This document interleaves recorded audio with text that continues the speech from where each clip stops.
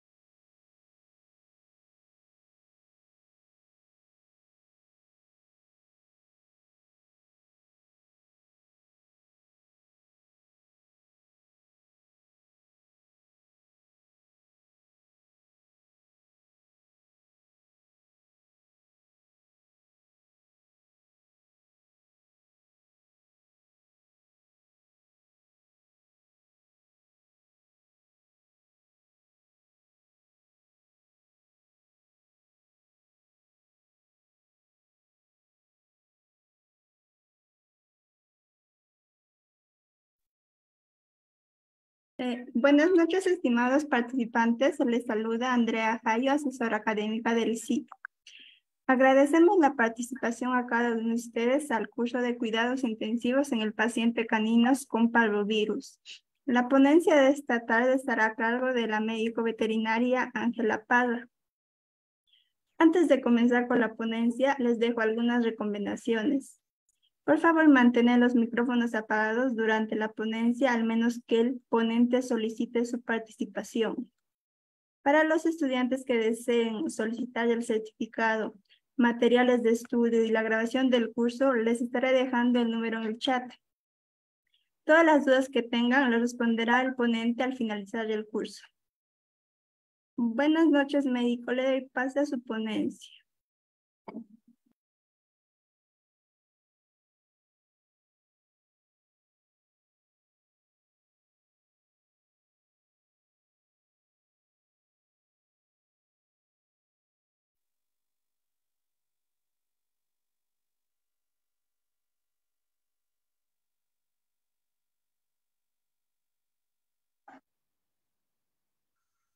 Vale. Muy buenas noches a todos. ¿Me confirman, por favor, si me ven y me escuchan? Sí se escucha, Mel. Listo. Entonces ya les comparto la pantalla para iniciar la clase.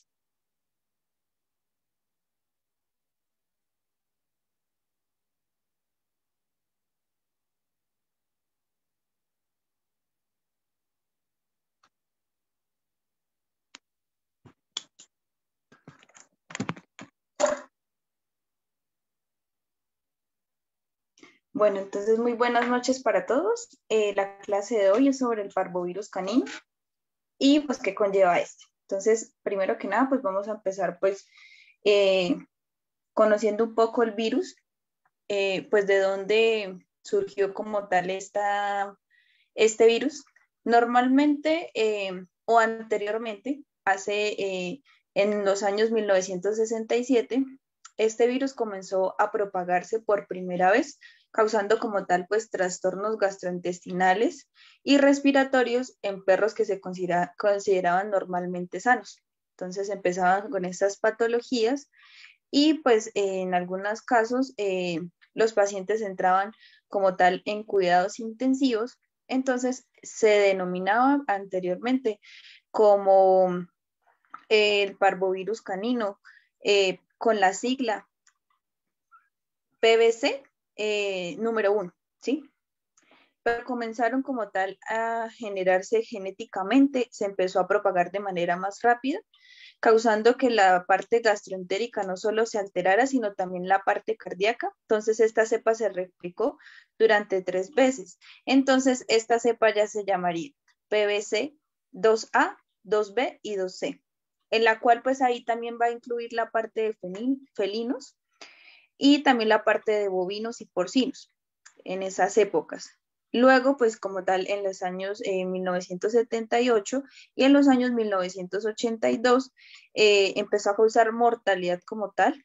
Los pacientes se empezaron a morir después de presentar estos síntomas, causando pues como tal propagación del virus de un perro a otro.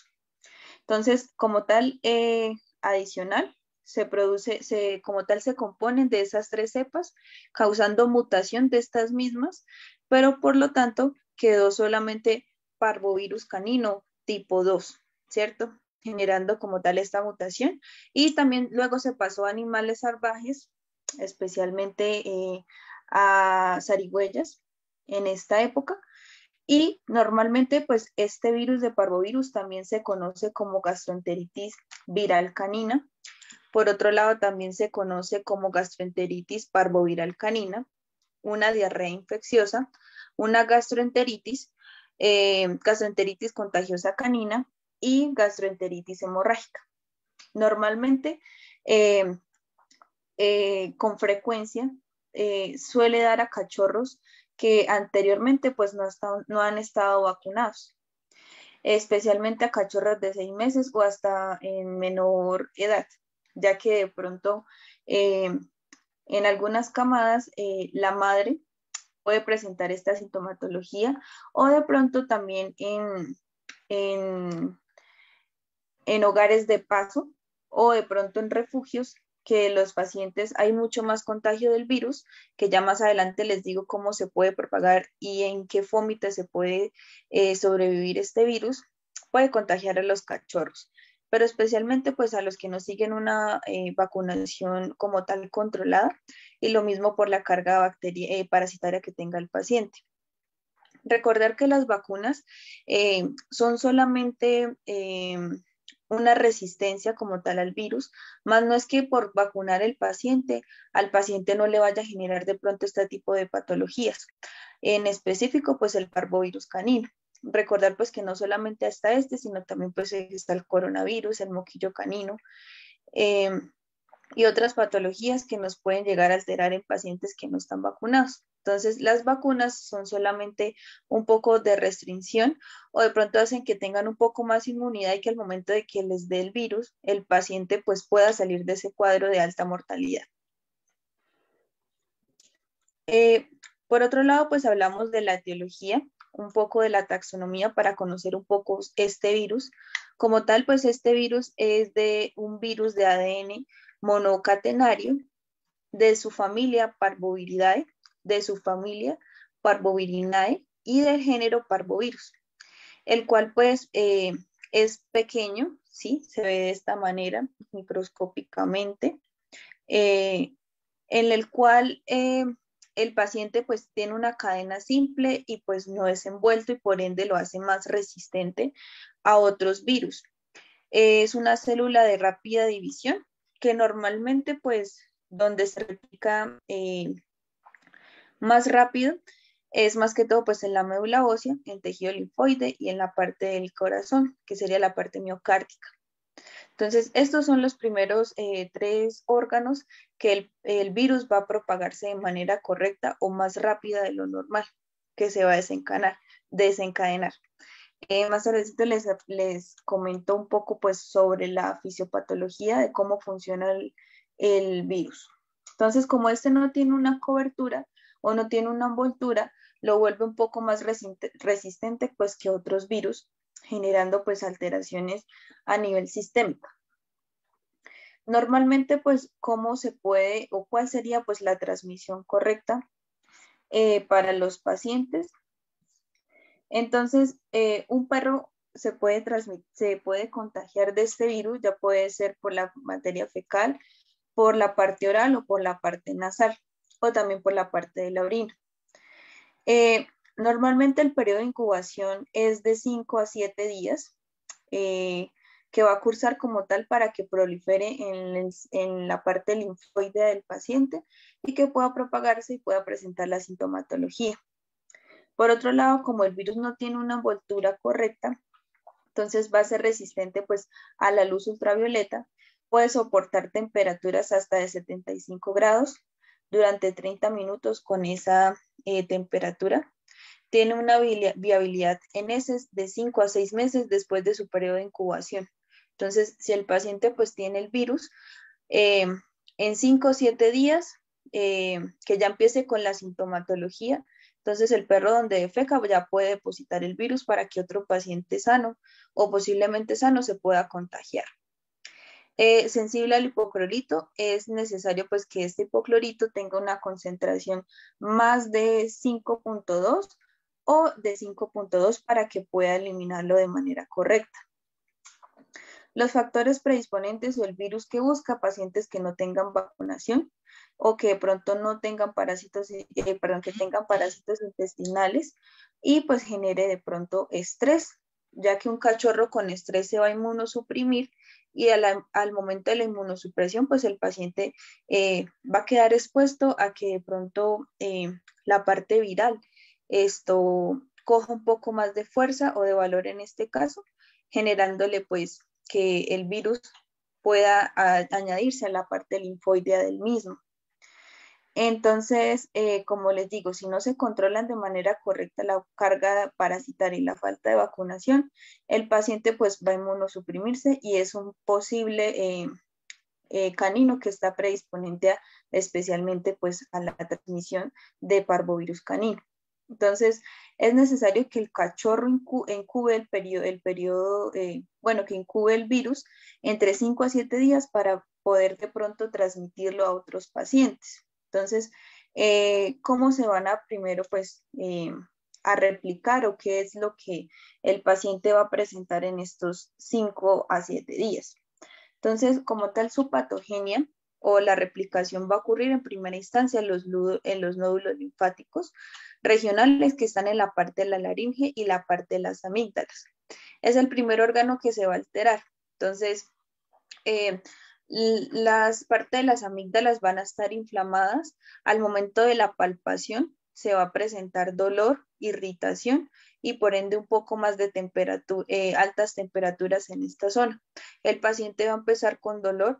En algunos casos el paciente por este órgano está tan inflamado, dejan de comer y dejan de tomar agua por la misma inflamación. Entonces, este se empieza a replicar en el día 1, que es el primer órgano que se va a contagiar. Ya el tercer día ya va a afectar pues la parte de los tejidos linfoides, especialmente la parte del timo, nódulos mesentéricos y la médula ósea. Entonces ahí ya se va a proliferar. En el cual al cuarto día, entonces el virus puede afectar células epiteliales del intestino, especialmente las microvellosidades entéricas, y por ende va a cambiar el pH intestinal. Entonces el virus como tal se empieza a colonizar y entonces él va a generar, pues ahí empiezan con el paciente con diarreas, dolor abdominal, inflamaciones, gases, en el cual pues el paciente va a generar un cuadro de deshidratación por aumento de posibles diarreas o de vómitos. En la parte pulmonar, los pacientes pues como tal van a tener una congestión bronquial, en la cual pues sus bronquios se van a ver alterados o contagiados. En algunas ocasiones los pacientes empiezan con estertores o de pronto secreciones nasales seropurulentas que son de color transparente. Ya en algunos casos empiezan con color mucopurulento en la parte de la nasal o de pronto expulsar flemas. A veces se propaga tan rápido que el paciente presenta un cuadro de bronquitis aguda al inicio. Luego empieza a proliferar en la parte del vaso y del hígado, generando pues que a nivel sistémico, a nivel bioquímico, por los exámenes, se pueden llegar a ver alteradas tanto la funcionalidad y estructuralidad de estos dos órganos. Recordar que el vaso pues es reclutador de hematocrito y de hemoglobina y de la parte plaquetaria. Entonces, si este está inflamado, pues lo que va a hacer es secuestrar. Entonces, el paciente lo que va a generar es una deshidratación y disminución plaquetaria. Y el de su cuadro como tal de glóbulos rojos, de hematocrito y de hemoglobina. En la parte renal, pues este ya como tal sería como ya en un cuadro un poco más allá, sino que en algunos pacientes actúa de manera diferente. Entonces, puede alterar la parte de la médula del riñón, generando que de pronto el paciente haya inflamación y cursando en inicio con una enfermedad renal aguda. Y en la parte miocárdica como tal, pues el virus va a propagar generándole que el paciente produzca mucha tos. Además de la parte pulmonar, también puede darse por la parte cardíaca o que el paciente empiece a generar arritmias o soplos. Siendo tan pequeños, el virus puede propagar de esta manera. Por otro lado, pues la excreción activa pues el virus de las heces y presenta pues al tercer día después de la infección. Como les dije, normalmente después de replicar por la parte de las amígdalas, siempre va a ir para la parte del intestino, generando disminución de las microvellosidades y alterando el pH gástrico. Entonces, él se va a alimentar de estas microvellosidades causándole estas diarreas. Entonces, una vez el paciente empiece con diarreas, él ya pues como tal es un paciente que puede infectar a otro. Antes no, porque el virus pues hasta ahora está incubándose en los diferentes órganos que él como tal se puede replicar. Entonces, alrededor del 6 o 7 días, el paciente ya va a cursar con sintomatologías. Entonces, puede ser que estas sintomatologías que le nombré el cuarto día se presenten ese cuarto día o después del sexto día o a la semana después de haberse infectado el paciente. Como les digo, pues en algunos pacientes puede actuarse de manera distinta, generando pues algunas alteraciones sistémicas. Por otro lado, hablamos que el paciente, después de haberse infectado, el paciente va a cursar con un cuadro clínico específicamente de dos formas, o se puede presentar de dos formas, en la parte o en la forma miocárdica o en la forma entérica. Entonces, normalmente la forma miocárdica afecta a menores de 8 semanas de edad con una insuficiencia cardíaca aguda y de pronto muerte súbita, muerte instantánea. Si el virus no se replica de manera gástrica y empieza por la parte cardíaca, pues el paciente es muy difícil que salga de ese cuadro. Entonces la mortalidad va a ser mucho más alta. Pero más sin embargo puede darse de pronto en adultos que hayan superado la miocarditis parvovírica, sufriendo posteriormente fallos cardíacos alrededor de 5 años, incluso hasta más tarde. Si normalmente los pacientes que tengan esta alteración en la parte cardíaca, la mortalidad es mucho más alta que cuando es la parte entérica, porque adicional ellos van a quedar, como los dije anteriormente, con falla cardíaca. Puede ser que no se vea al instante, pero que a largo plazo el paciente necesite medicación cardíaca para suplir el fallo que ocasionó la parte vírica. Pero de pronto en algunos cachorros que pueden sobrevivir se puede diagnosticar mediante un electrocardiograma y presentar también sin presentar algunos signos entéricos. Entonces ahí es donde de pronto nos confundimos. El paciente no tiene diarrea, no tiene vómito, no está cursando con un patrón bronquial, pero es un cachorro que está generando arritmias o soplos incontrolados siendo un paciente tan joven. Entonces, a veces nos vamos como que no, pues de pronto es genético, pero no caemos en cuenta que de pronto la parte del parvovirus también nos puede afectar la parte cardíaca en primera instancia. De pronto no puede migrarse por los nódulos linfáticos o por la parte de las amígdalas, sino que migró directamente a la parte del corazón. Puede suceder, como les dije, el cuadro clínico en cada paciente pues es distinto. Todos tienen un sistema inmunológico diferente. Entonces, para que de pronto lo tengamos en cuenta. La segunda manera que se puede presentar el parvovirus, pues ya sería por la parte entérica, en el cual pues el paciente va a empezar por cuadros febriles, va a haber hipertensión, en el cual pues el paciente va a cursar con vómitos de manera seguidas o constantes, el cual pues tiene una hematoquesia del 50%, y va a pronunciarse su cuadro de deshidratación. Entonces, un paciente ya con vómitos y que luego recurra con la parte de diarreas, el paciente pues ya va a tener un cuadro de deshidratación bastante alto. No más con un vómito y una diarrea de un cachorro, ellos se van a descompensar. Si no se actúa de manera correcta, entonces se va a descompensar mucho más rápido, el cuadro clínico va a ser más reservado y va a ser más difícil sacar el paciente.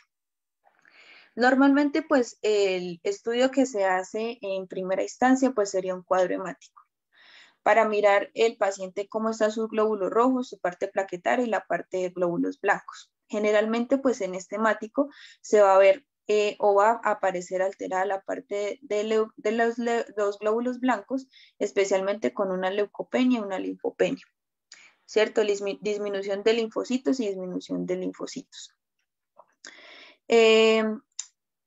Y también pues puede aparecer una septicemia, un ICHOP en conjunto con una hipovolemia. Ahí pues el cuadro hemático lo que nos va a indicar si adicional el paciente pues de pronto cursa con alguna anemia, puede ser regenerativa o no regenerativa, o en algunos casos ellos también cursan con anemias inmunomediadas, pero de pronto el otro examen que sería pues adicional sería una bioquímica completa. Así sea un cachorro, como les digo, a largo plazo nos puede afectar la parte renal y hepática del paciente. Entonces hay que cuidar esos dos órganos también de manera correcta. Por otro lado, la parte del cuadro hemático nos va a evaluar si de pronto el paciente necesita alguna transfusión sanguínea para ayudar a suplir los requerimientos de deshidratación, hipovolemia o de pronto el choque que puede presentar el paciente. Entonces es necesario tomar pues un cuadrito hemático para mirar en qué posición o cómo está sistémicamente, ¿sí? Ya sabemos que tiene síntomas, pero sistémicamente o inmunológicamente debemos tener en cuenta cómo está el paciente. Entonces, si de pronto los animales no presentan hemorragia, me refiero a diarreas profusas con sangre, pues tienen más posibilidades de sobrevivir que los que no presentan diarreas con sangre. Pueden presentar diarreas fétidas, pero pues cuando ya vienen con sangre, que literalmente ellos al nivel de hacer su deposición es totalmente sangre, entonces son más probabilidades de que el paciente pues no pueda salir del cuadro. Y pues esto se va a asociar más que todo pues a niveles de deshidratación profusos, entonces hay que tener en control el paciente en conjunto con su deshidratación. Normalmente, ¿cuáles son los signos clínicos que el paciente puede llegar a presentar? Entonces, como les dije, si ya colonizó la parte entérica, a nivel intestinal nos va a generar diarreas. Cuando son mucoidemorrágicas, como se muestra en la imagen, que son totalmente diarreas con sangre, el cuadro clínico va a ser mayor. Puede ser que el paciente esté incubando el virus hace algún tiempo y hasta ahorita esté presentando la sintomatología, o puede ser que de manera inmediata el paciente generó pues esta patología. Entonces, por otro lado, van a empezar con vómitos profusos, fiebre, como les dije, hipertermia, anorexia, disminuyen muy rápido de peso, letargia, el paciente pues no va a querer o va a tener un ánimo, una actitud bastante decaída porque genera mucho dolor abdominal. No más en la palpación del paciente, se torna uno por la diarrea, va a presentar mucho dolor a nivel abdominal. Entonces, también ese dolor es a veces lo que hace que el paciente genere un poco más de impotencia y que sea más difícil sacar el paciente. La deshidratación siempre va a existir porque las dos patologías secundarias van a ser vómito y diarrea. Entonces, en cada una pues ya van a haber pérdidas de deshidratación del paciente y necesitamos compensarlo. Normalmente si dejamos que la parte de la hipertermia llegue a una temperatura de 40 o hasta 42, el paciente nos puede convulsionar y puede entrar en paro como tal. Las altas temperaturas, si no se controlan de manera correcta, el paciente nos entra en shock y puede causar pues la convulsión. Entonces, por eso es importante mantener pues estos signos alertas para que de pronto pues no nos vayan a de pronto a descompensarse más y podamos sacar el paciente mucho más allá como este virus. ¿Cómo podemos diagnosticar el parvovirus? En los cachorros normalmente pues se hacen pruebas rápidas, que pues es como la más común, ¿cierto? Que son test, como se ve en la imagen, que son test que se toman como si fuera una prueba de embarazo. Si salen 2 rayas, quiere decir que es positivo. En algunos casos, estos test vienen con para observar 2 patologías. En este caso sería coronavirus y parvovirus. O hay algunos que solamente pues tienen el parvovirus. ¿Cómo se toma la muestra? Con un hisopo estéril que trae pues este test. Se deposita como tal en la parte del ano del paciente, sacando un poco de materia fecal directamente, en el cual pues este va a tener el reactivo como es en el tubo rojo. Se mezcla la materia fecal con el reactivo y se aplica en este test, y el cual pues va a correr una línea roja. Se esperan entre 15 a 20 minutos para ser leída la muestra.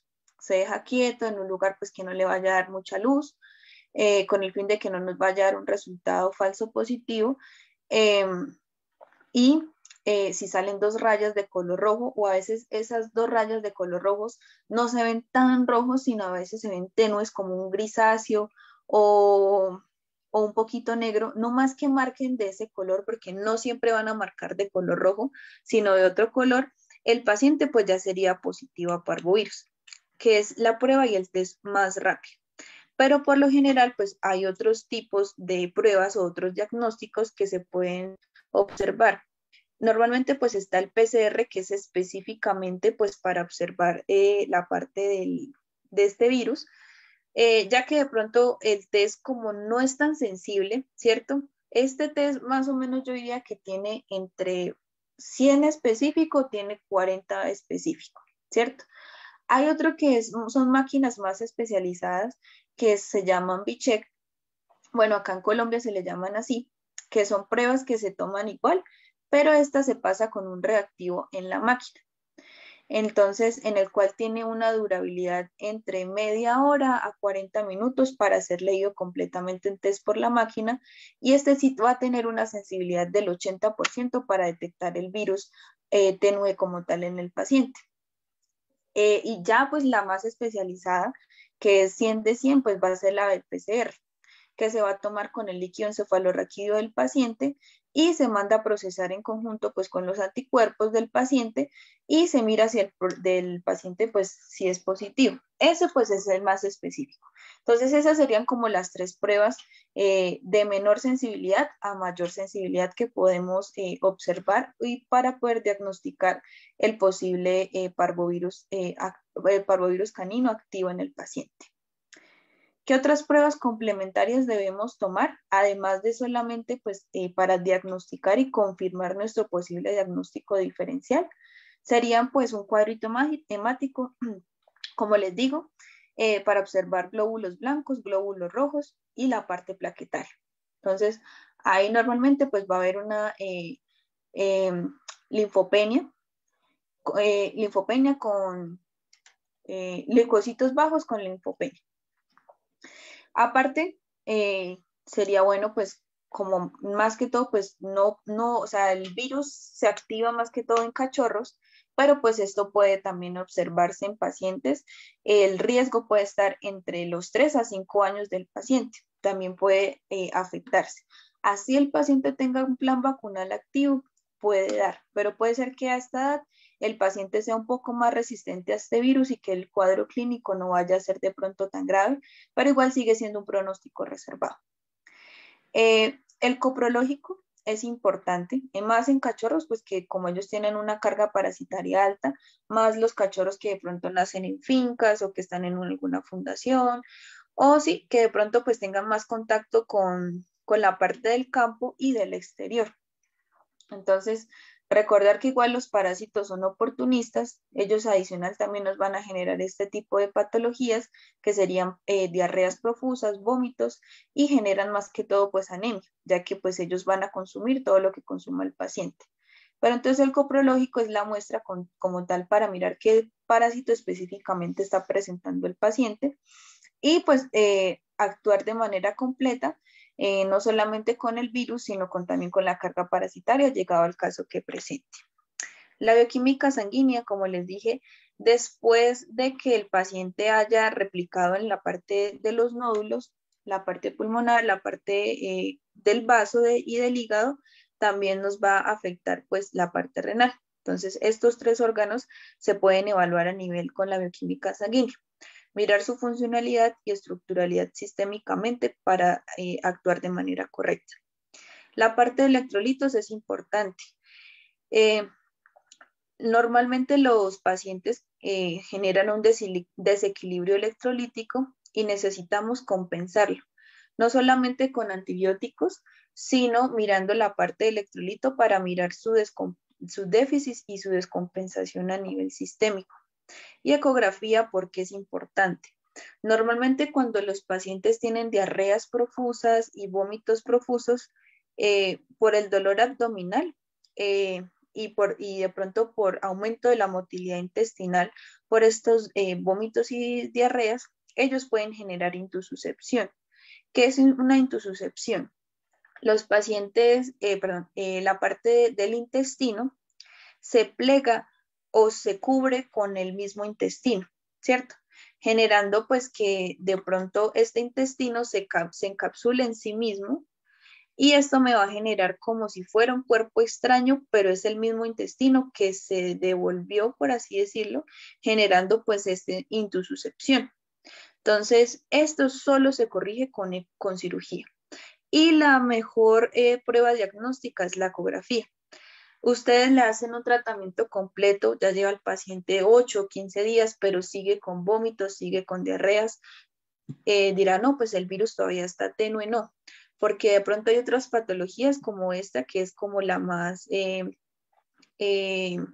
por así decirlo, como la secundaria, después de pronto el paciente genere estos sintomatologías, la intususcepción pues es una de la patología secundaria al parvo y pues es importante tenerla en cuenta y observarla. ¿Cómo? Pues con ecografía.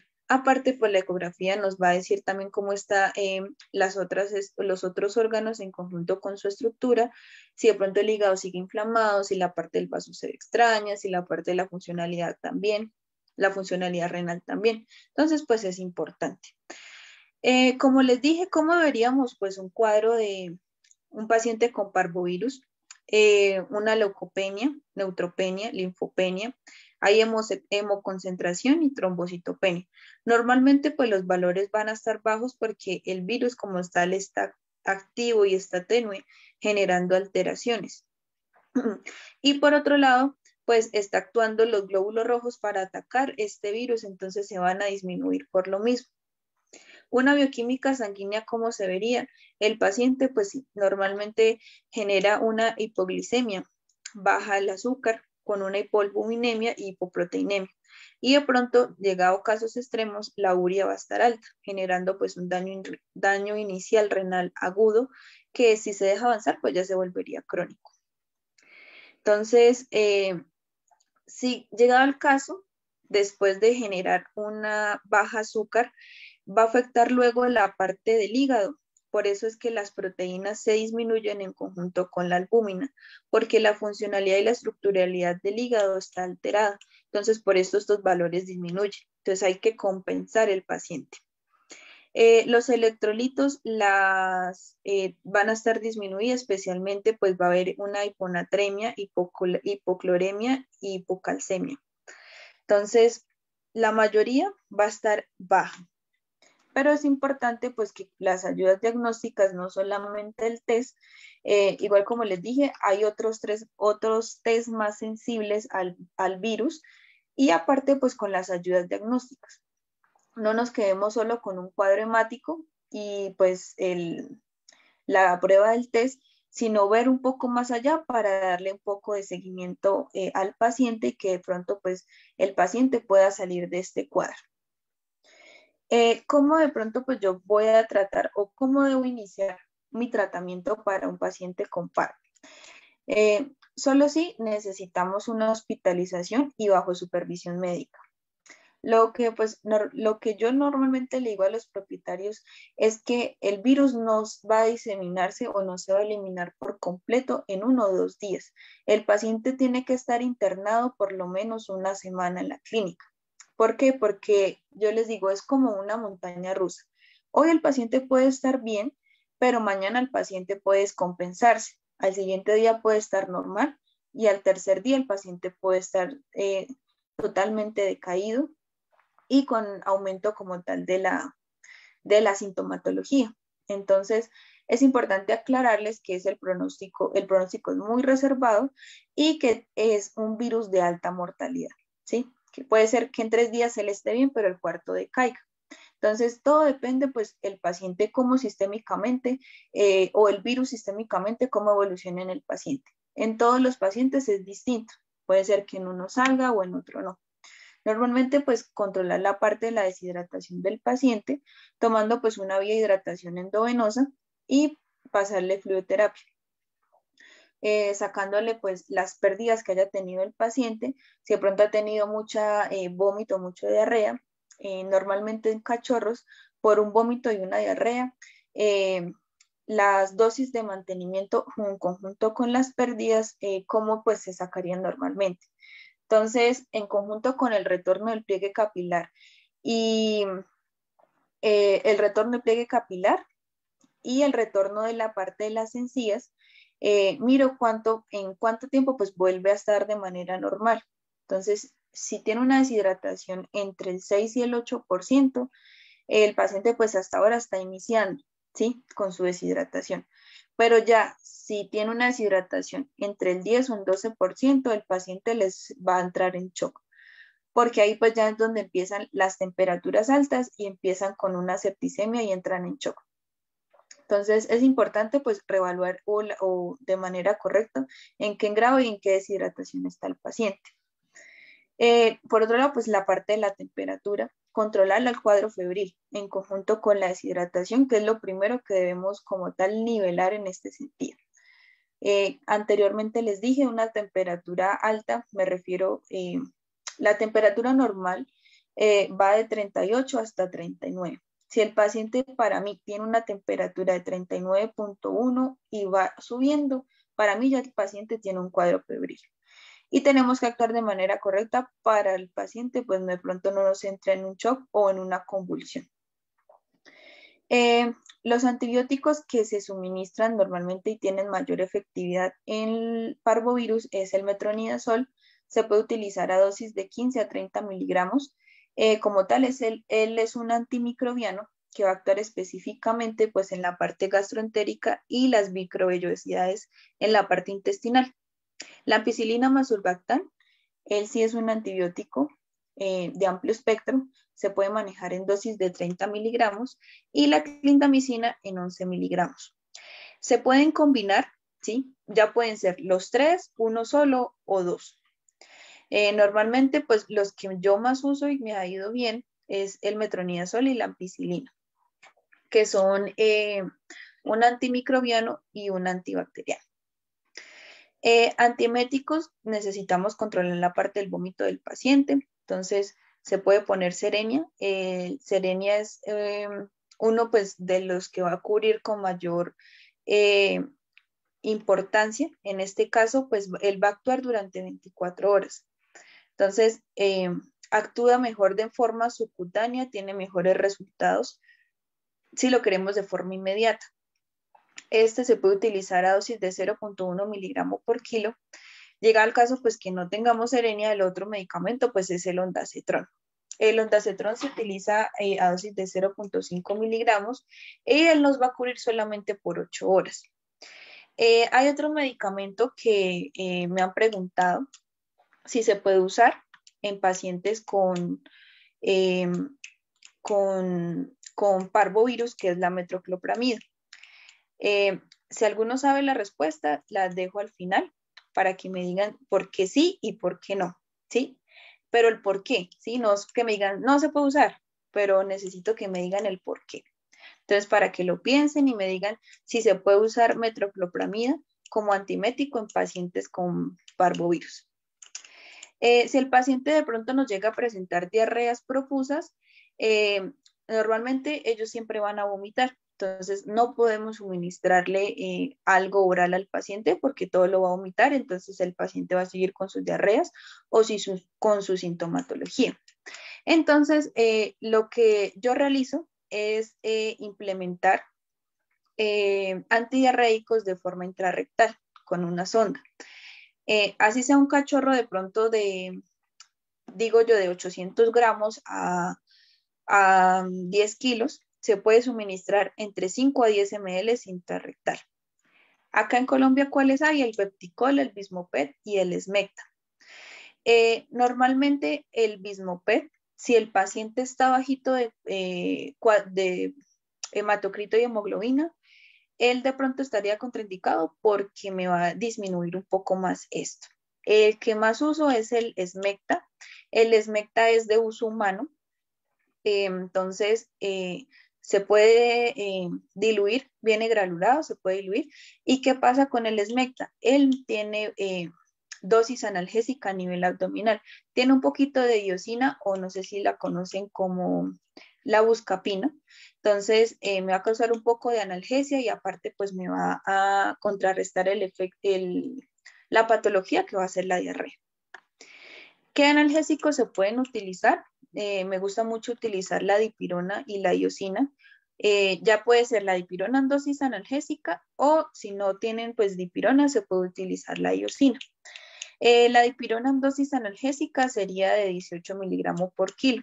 Si el paciente de pronto tiene un cuadro febril bastante alto, la dosis pues ya sería entre 25 a 28 miligramos por kilo. Estas las dosis que le puse ahí pues es dosis analgésica. Por otro lado, podemos utilizar un AINES. El más común, pues, es el meloxicam, pero, pues, dependiendo si el paciente tiene bien la parte plaquetaria y bien su cuadro, su hematocrito. Si llegado el caso, se puede utilizar de pronto única vez, porque pues como es un que inhibe la COX-1 y la COX-2, me puede disminuir las plaquetas. Entonces, llegado el caso, dependiendo de los resultados de cuadros hemáticos y de bioquímicas sanguíneas, vemos si se puede implementar o no, ya que el meloxicam pues es el que cumple o es el que abarca pues las 3A, que es antipirético, analgésico y antiinflamatorio, ¿sí? Entonces es como el de mayor amplio espectro, por así decirlo. Ese se puede utilizar a dosis de 0.1 miligramos por kilo y se puede añadir un opioide como el tramadol a dosis de 3 miligramos por kilo. Y pues la buscapina, también conocida como iosina, se puede utilizar a dosis de 15 a 20 miligramos.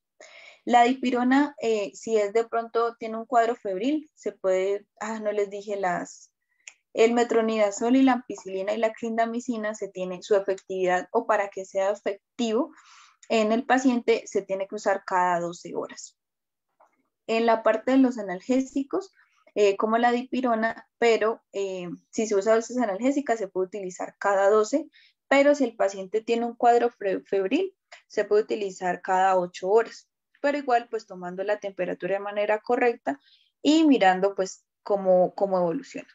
El meloxicam sí nos cubre durante 24 horas, el tramadol cada 8 horas, si el paciente de pronto tiene mucho dolor se puede suministrar cada 6 horas, y la iosina si es cada 12 horas para pues cubrir la parte de analgesia.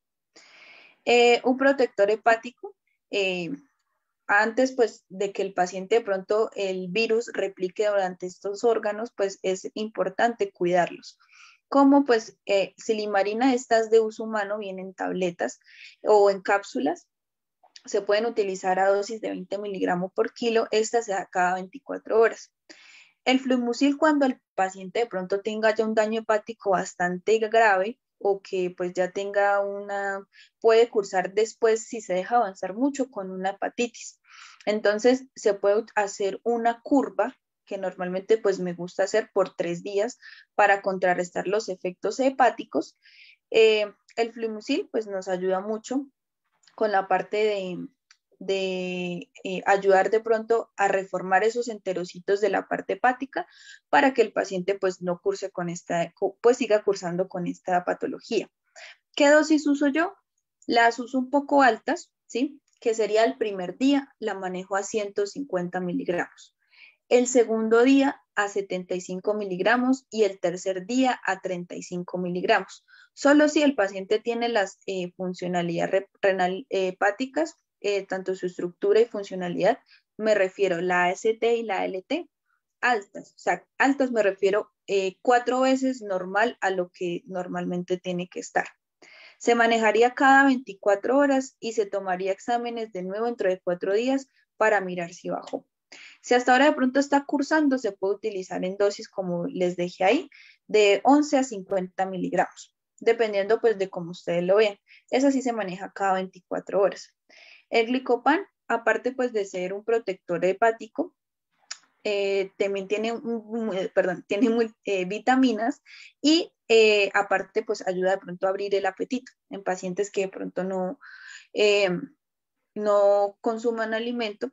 Él pues es también un estimulador de apetito. Se puede utilizar a dosis de 0.5 miligramos. Un protector renal, los ácidos grasos siempre van a ser una de las mejores opciones en conjunto con el omega 3 para hacer un protector renal. Aparte tenemos pues el Renal Balance o el Renal Force, que son medicamentos que nos van a ayudar a proteger la parte renal. Los ácidos grasos y los omegas normalmente pues vienen en suspensión oral, en cápsulas, ¿sí? O de pronto en jarabes. Y el Renal Balance y el Renal Force se puede dar una sola pastillita cada 24 horas y pues esas siempre van a ser pues de pronto pastillas o cápsulas tabletas masticables o tabletas normales. Por otro lado, pues es importante pues, que ustedes tengan en cuenta, como les dije, para un tratamiento completo es 1, los fluidos, 2, la nutrición del paciente y manejo del dolor.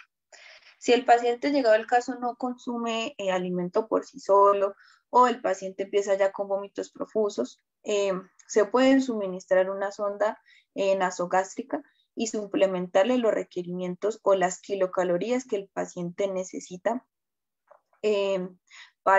durante el día. Entonces, se puede agregar o se puede suministrar una dieta parenteral. ¿Cómo se suplementaría? Normalmente, pues, estas dietas son a base de pronto de una lata, en la cual la lata puede ser medicada especialmente, pues hay unas gastroentéricas, en las cuales se puede hacer una mezcla en conjunto con el glicopan, que les dije que anteriormente puede ser un estimulante de apetito, tiene ácidos y vitaminas, y en conjunto pues un protector renal, ¿sí? Adicional pueden suplementarle a esa mezcla dextrosa al 5 o al 50% en conjunto con cloruro y un poquito de pronto de miel, ¿sí?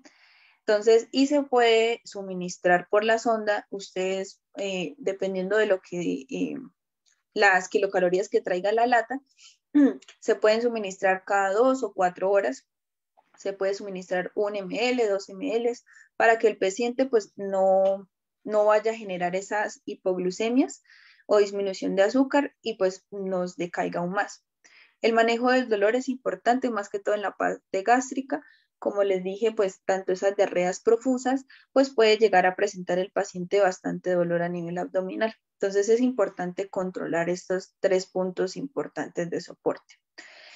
Fluidos, si el paciente pues ya va a entrar en choque, se pueden administrar cristaloides a dosis de 30 a 40 ml por kilo, una terapia para que el paciente, pues si está muy deshidratado por tantas pérdidas, tratarlo de una vez con los fluidos de forma rápida. Por otro lado, pues el paciente va a generar una hipovolemia por pérdidas gastrointestinales. Entonces, si se dejan pasar mucho tiempo por estas pérdidas, ya sea por el vómito o por diarreas, el paciente se va a deteriorar más y va a generar de una vez un daño renal. Entonces, por eso las urias les van a salir altas en conjunto con la parte hepática. Por otro lado, pues acá les dejo una tabla de reposición que es de mantenimiento para pacientes muy deshidratados.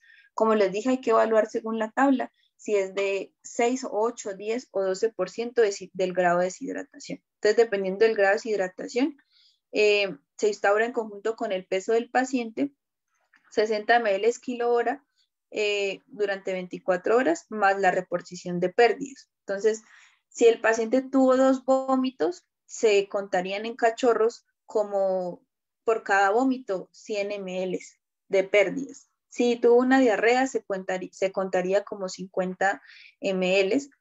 Entonces, si tuvo 2 diarreas, serían 100 ml. Si tuvo 2 vómitos, serían 200 ml de pérdidas. Entonces, ahí se instauraría pues esta regla o esta tabla. Se darían los ml totales que se le tienen que pasar 24 horas. O aparte, pues si el paciente pues está en terapia ya como tal de choque, pues se instauraría de manera correcta 30 a 40 ml kilo hora.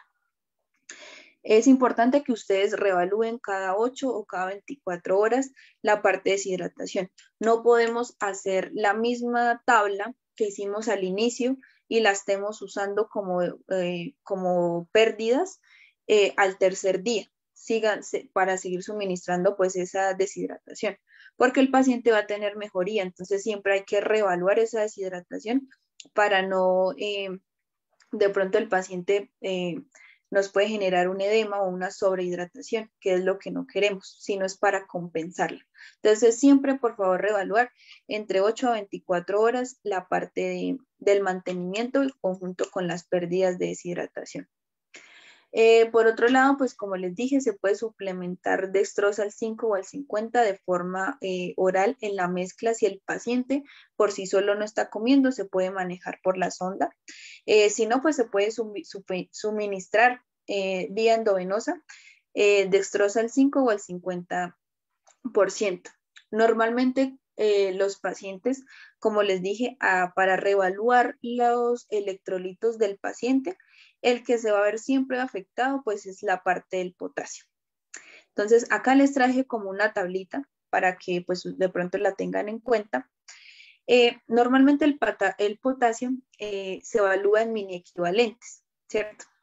Entonces, dependiendo de cómo nos haya salido los electrolitos del paciente, puede ser que el potasio esté, menor a 2, o luego puede estar en 2.1 a 2.5, puede estar en 2.6 o a 3, entonces puede estar en 3.1 a 3.5 o de pronto más alto de 3.5 a 5.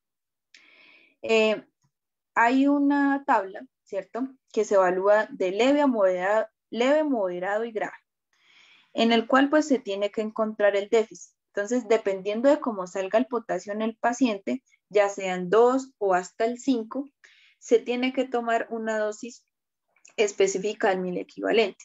Supongamos el paciente tiene un potasio de 2.1, la dosis que yo debo considerar para el paciente es de 60 mil equivalentes. Pero entonces hay que se reevalúa. ¿Cuál es el déficit que presenta de potasio el paciente? Me refiero, normalmente el paciente o el potasio tiene que estar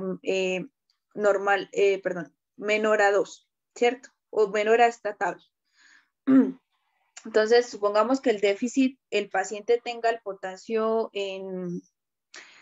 normalmente en 1, les dije, en 2.1, pero tiene que estar más bajo. Entonces, el déficit del paciente es de 3, supongamos. Entonces, se haría una tabla en la cual sería como. Entonces, se pone el déficit del potasio en conjunto con la dosis que le correspondería del potasio, que en este caso sería 60 por el peso. Entonces, ahí nos va a dar qué cantidad de min equivalentes necesita el paciente. Luego se haría una regla de 3. Nosotros no podemos poner min equivalentes, sino ml vía endovenosa. Entonces, normalmente las ampollas de potasio vienen 2 min equivalentes en 10 ml. Entonces, se haría una regla de 3. 2 ml equivalen a 10 ml. ¿Cuánto sería en conjunto con los min equivalentes que les dije anteriormente con la tabla? Serían ml. Entonces, haciendo esa regla de 3, nos va a dar la cantidad de ml que necesita el paciente para poder compensar la parte del potasio. Por último, pues un control que se puede realizar de pronto si el paciente como tal, pues después de presentar toda esta patología, ¿qué es necesario? ¿Cuál sería el control o el paso a seguir? Entonces, en conjunto, pues en la parte clínica, en el hospital veterinario e incluso donde el paciente vive o en el lugar donde anteriormente estuvo expuesto, se debe desinfectar. Entonces, yo les dije que con hipoclorito de sodio en una concentración de 5.2, no menor a esta, porque pues el virus, como no tiene envoltura, no se va a eliminar de manera correcta. O de pronto hay otro un poco más fuerte, que es el glutaraldehído. También nos sirve para eliminar o erradicar, no por completo, pero sí pues para ayudar a desinfectar o controlar pues el virus. Aquellos animales que como tal de pronto viven en el extranjero, deben cumplir pues una cuarentena no inferior a 10 días en el nuevo lugar donde pues vayan a vivir o donde vayan a visitar, porque pues van a participar, o de pronto en pacientes que participen en exposiciones o en concursos, deben mantenerse aislados en un periodo de 10 días o similar al mismo. ¿Por qué? Porque estamos sacando a la mascota a otro país o de pronto en conjunto con otros pacientes para pues ser expuesto a otras enfermedades. Entonces, si el paciente pues tiene toda la carga de vacunas, tiene un sistema inmunológico bueno, este tipo de alteraciones, de cambios, nos pueden llegar a presentar estas patologías. ¿Qué pasaría? Normalmente la vacunación de estos pacientes, la vacunación de animales susceptibles, se realizaría mediante vacunas como tal monovalentes o polivalentes. ¿Cuál sería el plan vacunal completo o correcto para los pacientes? La primera vacuna pues se realiza a los 45 días, pero siempre el paciente antes de la vacuna debe desparasitarse. Entonces, una vez se haya desparasitado, la primera desparasitación se debe realizar a los 30 días y la vacunación a los 45 días de nacido. El intervalo entre cada vacuna es de 15 a 21 días. El total de vacunas completo es de 6 vacunas. Contando la última vacuna, se cuenta lo mismo de 15 a 21 días para que el paciente pueda salir al exterior. Antes no, porque necesito que él esté en cuarentena para que cree memoria y un sistema inmunológico correcto y que sea un poco más resistente contra este tipo de virus. Y es importante tomar un cuadro hemático antes de vacunar. Entonces, ¿cuándo sería el momento ideal de un paciente que solamente tuvo una vacuna, le dio el parvovirus, pero salió de ese cuadro clínico después de durar de pronto 7 días hospitalizado y en el cual pues ya se puede enviar para la casa? Entonces, se le manda tratamiento para la casa, ¿sí? Otros 7 días de tratamiento de los mismos medicamentos que de pronto utilizamos intrahospitalario. El paciente vuelve a control con nosotros dentro de 15 días, se toma un cuadro hemático en conjunto con bioquímica sanguínea si el paciente presentó alteraciones en los órganos y se reevalúa. Si la medicina oral que se realizó en casa, el paciente tuvo mejoría, la parte de glóbulos blancos y glóbulos rojos está estable en conjunto con la parte renal y hepática del paciente, se encuentra estable, se puede retornar la vacunación, se puede retomar la vacunación, perdón, en este paciente. ¿Qué vacunación sería? Entonces, si ya el paciente, pues tuvimos un mes de retraso, no vamos a volver a empezar el plan vacunal, sino dependiendo de la edad donde se encuentra el paciente, se debe vacunar. Me refiero, al cachorro le dio la primera vacuna, se vacunó a los 45 días, tenía un mes y medio, y luego el paciente tendría la segunda vacuna, pero por todo el proceso que llevó el paciente, no le voy a retomar de nuevo el plan vacunal, ¿cierto? Sino como el paciente ya tiene un mes atrasado y ya tiene un mes más de edad, entonces en este caso ya me saltaría la segunda vacuna, la tercera, ¿cierto? Para que el paciente pues no me vaya a volver a recaer y de pronto me genere más resistencia. Y ahí pues se repetiría la tercera vacuna, luego la quinta, la sexta, para que me cree resistencia. Es importante que ustedes tengan en cuenta que el virus, para que se elimine por completo del organismo del paciente, así el paciente ya no presente cuadros clínicos como vómitos, diarreas profusas, es después de 30 días, ¿cierto? Entonces, después de 30 días, el virus como tal puede salir de manera correcta del organismo. Antes no, antes puede infectar a otros pacientes, como pues orofecal o oronasal. Entonces, donde de pronto el paciente haya defecado, el virus queda activo si no se hace limpieza en ese lugar con hipoclorito o con glutaraldehído. Por vómitos igual, o de pronto que compartan platos con otro perro sano, también se puede infectar, o de pronto que el paciente estornude frente a otro paciente, o que el paciente tenga contacto de pronto del lamido hacia un perro sano. También es importante que tengan en cuenta que nosotros también podemos ser portadores, no es zoonótico, o sea, no es para humano, pero por fómites, o sea, objetos inanimados, ya puede ser nuestra ropa, nuestros zapatos, podemos llevar el virus activo hacia el exterior y poder contagiar a otros pacientes. Entonces, si de pronto nuestra mascota está infectada y está tomando un cuadro como tal de proceso hospitalario o eliminando el virus, y de pronto yo no me desinfecto de manera correcta y consiento otro perrito sano, lo puedo contaminar no más con mi ropa, con los zapatos, o que el perrito me huela o me lama donde de pronto mi mascota o mi paciente me defecó, orinó o estornudó, ahí se puede contagiar otra mascota. Entonces, tener en cuenta esos factores. Y listo, muchachos, eso era lo que les quería compartir la noche de hoy. Ahora pues vamos a pasar a la sesión de preguntas. Quiero que me expliquen o que me digan por qué de pronto la metoclopramida no se puede, bueno, ya les dije, se puede o no se puede suministrar en pacientes con parvovirus. ¿Por qué sí o por qué no?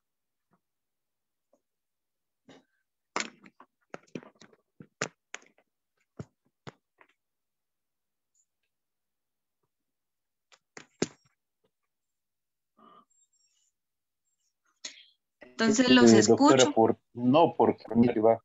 No, perdón. Lo- ¿Escuchar? ¿Por qué? Sí, ahí te estoy escuchando. ¿Por qué no? Porque aparte de controlar, aumenta lo que es el peristaltismo y puede aumentar lo que es la diarrea. Exacto. Muy bien. Entonces, por eso está contraindicada en este caso con pacientes con parvovirus, porque nos va a aumentar el peristaltismo y va a hacer que las diarreas sean mucho más profusas y que la parte de la mucosa gastroentérica pues no se regenere de manera correcta. Entonces, bueno, ya que me respondieron, ahora no sé si alguno tiene alguna duda, pregunta o quiere compartir un caso, entonces los escucho.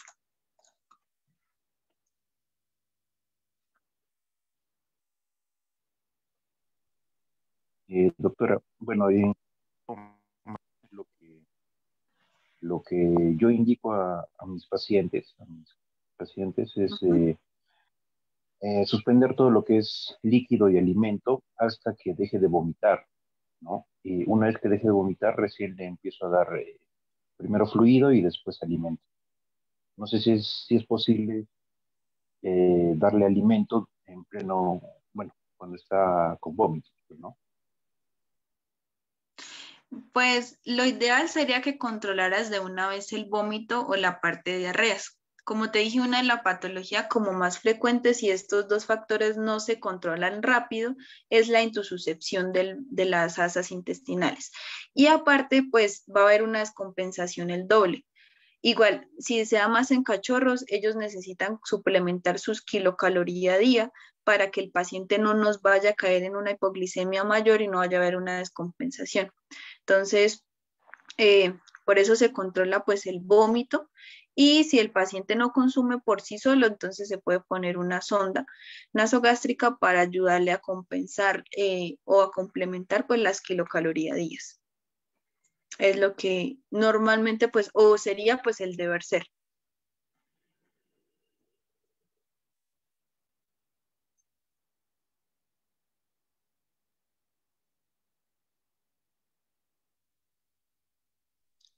Me preguntan Disculpe por el una chat. preguntita más. Yo Ah, he dime. visto, yo he visto, bueno, hace una semana más o menos, bueno, no puedo decir documental, ¿no? Pero en experiencias de unos colegas que, bueno, he visto que les colocan sonda y retiran el vómito. No sé si eso es posible o mejoraría en algo o ha tenido algún tipo de experiencia usted. Pues como te digo, el que más me gusta usar es el serenio, de forma subcutánea que me va a controlar el vómito durante 24 horas. O también conocido como el maropitán, ¿sí? Su nombre genérico y comercial. Una vez controlado el vómito, se puede pues mirar si el paciente consume por sí solo alimento o si no se puede dar de forma asistida. Si el paciente por X razón no, entonces yo les pongo una sonda nasogástrica y empiezo a hacer la dieta que les dije, que es con una lata medicada, con cloruro, con dextrosa y aparte pues le agrego multivitamínico que me puede ayudar a abrir el apetito, puede ser apetil, glicopan, hemolitán. Se hace esta mezcla y se pasa para complementar las kilocalorías del paciente que requiere en el día. Porque si el paciente es solamente pues con líquidos o con destroza, él necesita kilocalorías para su requerimiento energético y por ende para que no se le baje su glucosa y aparte para termorregular su temperatura.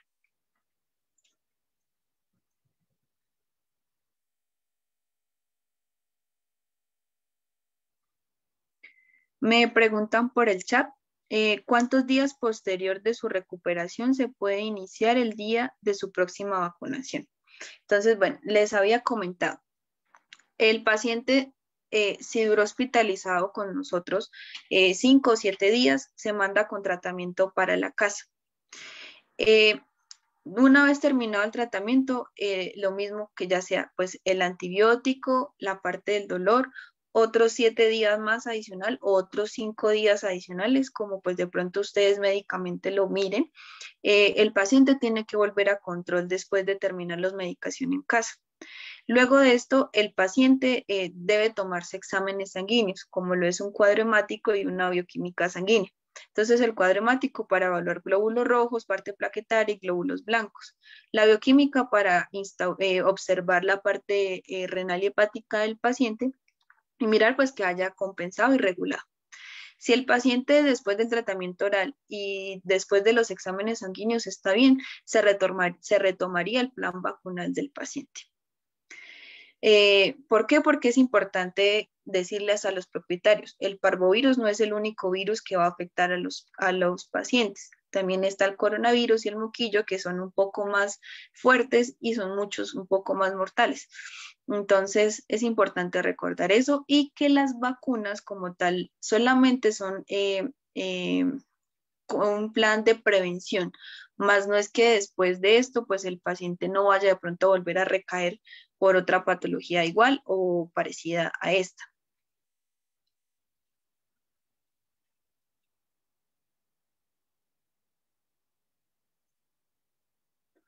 Me preguntan si la instauración de sonda es necesario, se realizaría sedación, ¿qué protocolo sueles usar?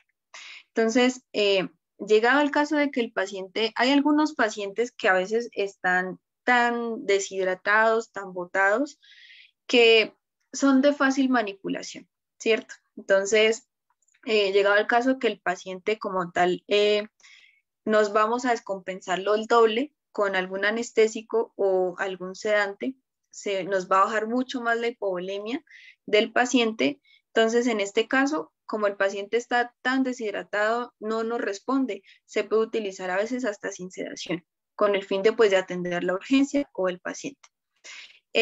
Llegado el caso de que el paciente de pronto no tenga tanta hipovolemia, pero requiera alimento, se puede usar el propofol.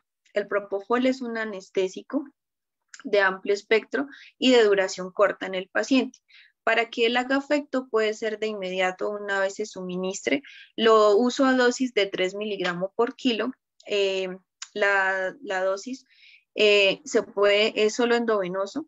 Para que el tiempo haga efecto, más o menos dura entre 30 a 45 minutos el efecto de que el paciente esté en plano. Se pasa la sonda y el paciente pues normalmente no nos va a causar de pronto efectos secundarios llegado el caso, pero todo depende pues de cómo salgan los exámenes.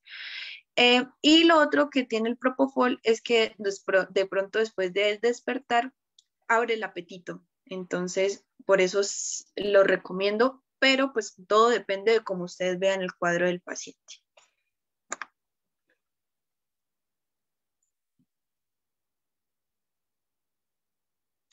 Me dices qué terapia domiciliaria dejas a un paciente que por costos no se pueda hospitalizar. Entonces, bueno, cuando de pronto es un paciente así, lo que yo al menos le digo a los propietarios es lo siguiente, que me dejen suministrarle de forma subcutánea o intramuscular algo para el vómito y realizaría el sondeaje, como les dije, intrarrectal de pepticol o algún antidiarreico. En este caso, pues a mí me gusta utilizar mucho Smecta, que es intrarrectal, que me va a ayudar a contrarrestar los efectos patológicos de la diarrea y disminución de la inflamación abdominal, por lo que tiene un poco de iosina. Entonces, contrarrestando estos dos factores, que son el vómito y la diarrea, pues en casa, dejaría la siguiente fórmula para la casa. Acá pues en Colombia hay pues un pedialite o electrolitos que se usan también en humanos. A mí me gusta recomendarlos los que son de forma transparente. Acá pues el transparente es el de coco. ¿Por qué? Porque a veces recomendamos un pedialite o un electrolito para pacientes para que no se descompensen. Y esto es de color de uva, color rosado, color morado, y el paciente va a orinar o va a defecar de este color. Pero entonces nos vamos a confundir. ¿Por qué? Porque puede ser que haya sido por el pedialite o el electrolito, o puede ser que si el paciente tenga esta alteración, o que sí nos esté orinando sangre, o que sí nos esté orinando morado, ¿sí? Entonces nos confunde. Entonces siempre pues recomiendo uno que sea de forma transparente. Adicional, le agregaría metronidazol en conjunto con ampicilina más sulbactam en casa, que sería antimicrobiano. Para el dolor se puede utilizar, acá en Colombia hay una que se llama Novalgina, que es la misma dipirona en gotas, se puede suministrar para el dolor. Como les digo, en casa no me gustaría mandarme el Loxican o un Aines, porque pues no sé si el paciente como esté de plaquetas, si está bien o si está mal. Entonces, para ayudar a contrarrestar el dolor, eso. O si no, le subiría un poco la dosis a la diosina o la misma buscapina para contrarrestar los dolores abdominales. En conjunto, la dieta, la alimentación es súper importante. Pero, ¿qué pasa? Si el paciente vuelve a vomitar, no tengo una vía porque solamente tendría la vía oral para suplementar los requerimientos que tenga el paciente. Entonces, si el paciente vuelve a vomitar, ya necesitaría hospitalización. O sea, ellos corremos como ese riesgo. Si le contrarresto en primera instancia el vómito y la diarrea en casa y le empiezan a suplementar las medicaciones orales y el paciente puede tener evolución, lo podemos seguir haciendo. Pero si no, pues ya requeriría hospitalización. Porque un vómito y una diarrea se va a deshidratar el paciente y no lo vamos a compensar de forma oral con ningún electrolito ni nada oral, sino solamente endovenoso. Aparte, pues la dieta, como les digo, una dieta de pronto líquida que me compense y aparte un poco de miel para la glicemia. Serían como esos 3 factores o lo que yo de pronto vería necesario para eso. Y controles periódicos por costos, llegado el caso. Pero normalmente, pues si se hace en casa, es muy difícil pues que el paciente salga. Me dicen, ¿los fármacos como ranitidina o omeprazol se recomienda en usos de parvovirus? Claro que sí. Para pacientes que de pronto no nos estén comiendo de forma adecuada, la mucosa gástrica se va a irritar. Entonces, llegado al caso de que el paciente de pronto haya formado una úlcera, les recomiendo el sucralfato o el aciflux, que son medicamentos que nos van a tapizar la mucosa gástrica y regenerar un poco la parte de la úlcera. El otro pues que se usa pues es el omeprazol y la ranitidina, también son muy buenos como protectores gástricos. Ellos se deben usar cada 12 horas. Es importante que si los mandan de forma oral para la casa, ya sea en fórmula médica o en cualquier otra medicación, para que ellos no nos inactiven otros fármacos, la dosis de ranitidina, omeprazol o sucralfato debe ser en ayunas, que el paciente no haya consumido ningún alimento para que tenga efectividad. Se debe esperar 15 minutos para suministrar alimento y se debe esperar de 1 a 2 horas para suministrar cualquier otro fármaco que ustedes deseen. ¿Por qué? Porque como es un protector de mucosa, lo que me va a hacer es proteger. Si yo en conjunto le doy algún antibiótico, un AINES o algo para el dolor, él me lo va a inactivar y pues no vamos a generar pues la reacción o el resultado que querramos. Entonces, para que lo tengan en cuenta cuando usemos de pronto protectores gástricos de forma oral. Si se hacen de forma pues endovenoso, no tendría ninguna contraproducencia, ¿cierto? Solamente si se hace de pronto oral.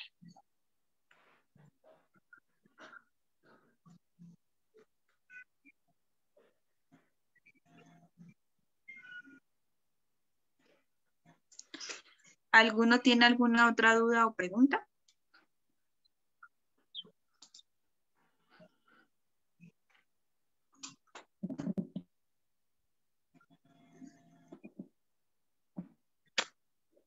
De igual manera, recuerden que las diapositivas se las dejo con la asesora para que ella pues se las comparta, para que las tengan ustedes en su portafolio. El cerro nos viene con nosotros. No sé, supongo que es el único que está. Sí, va a tener chance. Bueno, si de pronto alguno tiene otra duda u otra pregunta que de pronto no quieran compartir en el momento, se la pueden dejar con mi asesora y yo con mucho gusto en el transcurso de la semana se las puedo contestar. Entonces, muchachos, pues un gusto pues haberles dictado la clase, espero pues haya sido de su agrado. Un saludo desde Colombia y pues espero verlos en otra oportunidad. Que tengan buena noche.